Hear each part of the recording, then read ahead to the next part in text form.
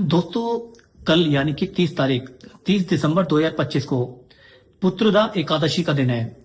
देखिए, मैं आपको बता देना चाहता हूँ, पुत्रदा एकादशी आप सबको पता होगा, ये बहुत बड़ी एकादशी है और इस साल की अंतिम एकादशी है।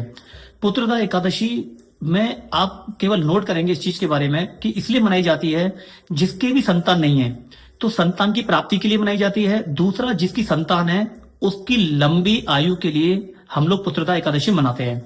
सबसे अच्छी बात क्या है, 30 तारीख यानी कि गुरु का दिन, 3 नंबर यानी गुरु से कनेक्टेड है और गुरु के घर में अगर पुत्रदा एकादशी मनाई जा रही है तो आप लिख के लीजिए कि जिसकी भी संतान प्राप्ति नहीं हो रही है तो गारंटेड अगर कल के दिन अगर वो लोग अगर व्रत रखते हैं तो काफी हद तक चांसेस बन जाते हैं पुत्रदा एकादशी वाले दिन व्रत रखने से कि संतान की प्राप्ति हो जाए। और जिनकी संतान है उनकी लंबी आयु के लिए भी ये व्रत रखा जाता है और काफी हद तक आप देखेंगे ये इफेक्टेबल है। सबको पता है कि पुत्रदा एकादशी किस लिए मनाई जाती है। अब देखिए, ये जो पक्ष चल रहा है, ठीक है, दिसंबर जनवरी के साल में आती है, दूसरी आती है जुलाई अगस्त के आसपास में, ठीक है, श्रावण मास के आसपास में, ऐसे ही सबको पता होगा। तो अब ये साल का अंतिम आप देखिएगा, ये साल है, ठीक है, अंतिम एकादशी पड़ रही है हमारे 2025 के साल में।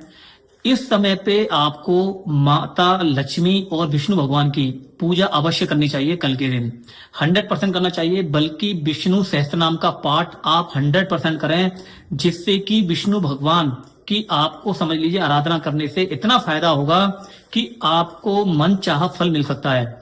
क्योंकि ये कुल की वृद्धि के लिए भी माना जाता है, पुत्रदा एकादशी कुल की वृद्धि के लिए भी मानी जाती है। इस चीज का आपको विशेष ध्यान रखना है कि कल के दिन आपको अगर इस तरीके से काम करते तो आपके लिए बहुत बेटर होगा। सेवा सबसे ज्यादा ध्यान रखना है, दान पुण्य और सेवा आप जरूर करें।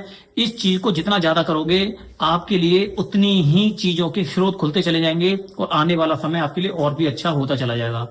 आपको बचना किस चीज से है, क्रोध नहीं करना है, गुस्से से बचना है, किसी का गलत काम नहीं करना है, किसी आप इस तरीके की कोई भी चीज नहीं करें जो आपके लिए उचित नहीं है एकादशी वाले दिन। खासतौर पर जैसा कि आपको पता है चावल का यूज होता नहीं है।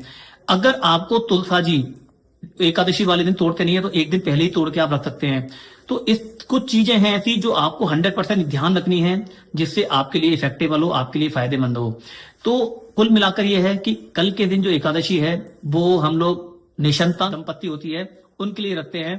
तो आप लोग 100% रखिए। बहुत अच्छी एकादशी मानी जाती है पुत्रदा एकादशी, इसके करने से सारे के सारे काम बन जाते हैं। विष्णु सहस्त्र नाम का पाठ आप अवश्य करिए दोस्तों, जिससे कि सारी की सारी चीजें आपकी जो पड़ी हुई हैं, पेंडिंग अधूरे काम पड़े हुए हैं, वो सारे के सारे पूरे हो जाएं। और सेवा भाव जरूर रखिएगा, करके देखिए आपको बहुत फायदा मिलेगा। नमस्कार, राधे राधे।